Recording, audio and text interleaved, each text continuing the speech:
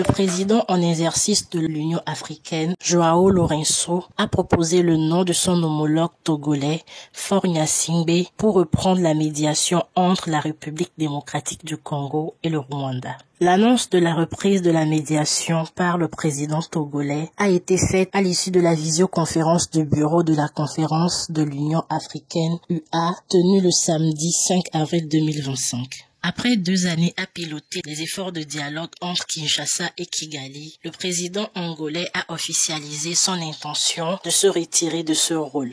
Il a néanmoins souligné l'importance de garantir la continuité du processus de médiation avant de soumettre la candidature du président togolais, Faure Gnassingbé, proposition qui a reçu un accueil favorable au sein du bureau de l'UA. Selon João Lourenço, les premières consultations avec le chef de l'État togolais ont été positives.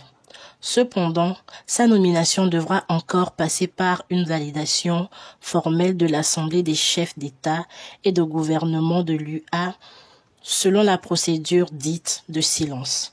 Le président angolais a également salué les avancées du récent sommet conjoint de la SADC et de l'EAC tenu fin mars, mettant en avant les efforts d'harmonisation entre les processus de paix de Nairobi et de Luanda. Il a notamment évoqué la désignation de 5 co-facilitateurs africains qui ont tenu leur première réunion le 1er avril 2025. Le président togolais Faure Gnassingbé, qui a fait ses preuves dans plusieurs négociations et médiations complexes, notamment au sein de la CEDEAO, va bientôt arborer son manteau de médiateur avec comme objectif de contribuer activement à mettre fin à la crise persistante entre la République démocratique du Congo et le Rwanda. Suite à cette annonce, la diplomatie togolaise n'a pas tardé à réagir. Professeur Robert Dussé, ministre des Affaires étrangères du Togo, a déclaré via le réseau social X: « Nous remercions le bureau de l'Assemblée de l'Union africaine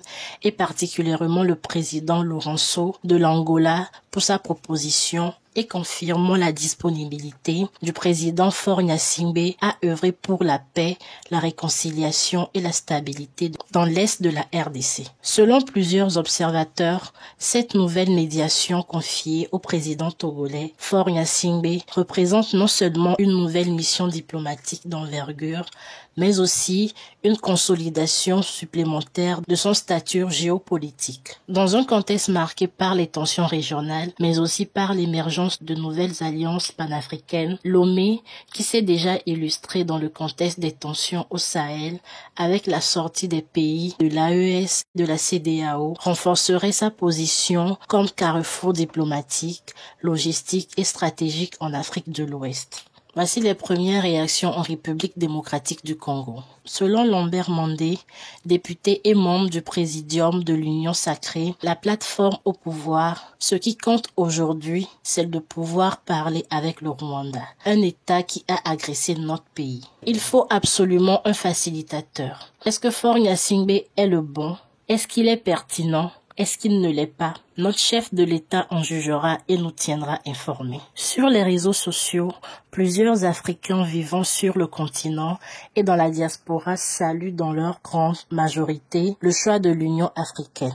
Parmi les commentaires les plus favorables, on peut lire: Faure Gnassingbé a toutes les compétences pour la médiation dans cette crise. Il est discret et ne respire que la paix, commente un certain DB. Même si on n'aime pas le lièvre, il faut reconnaître qu'il sait courir.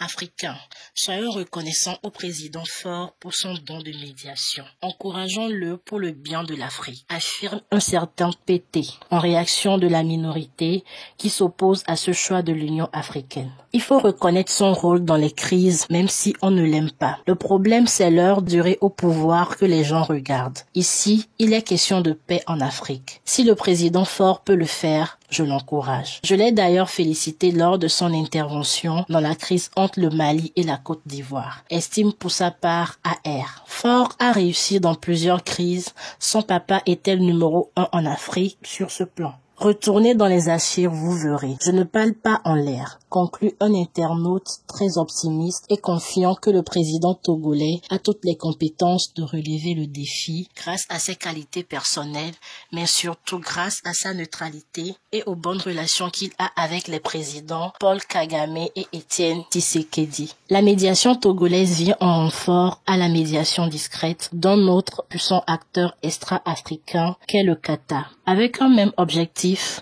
ramener la paix à l'est de la RDC et réconcilier deux pays frères. La crise persistante à l'est de la RDC a des conséquences incalculables sur la vie de millions de personnes déplacées et sur la paix et la stabilité dans la région.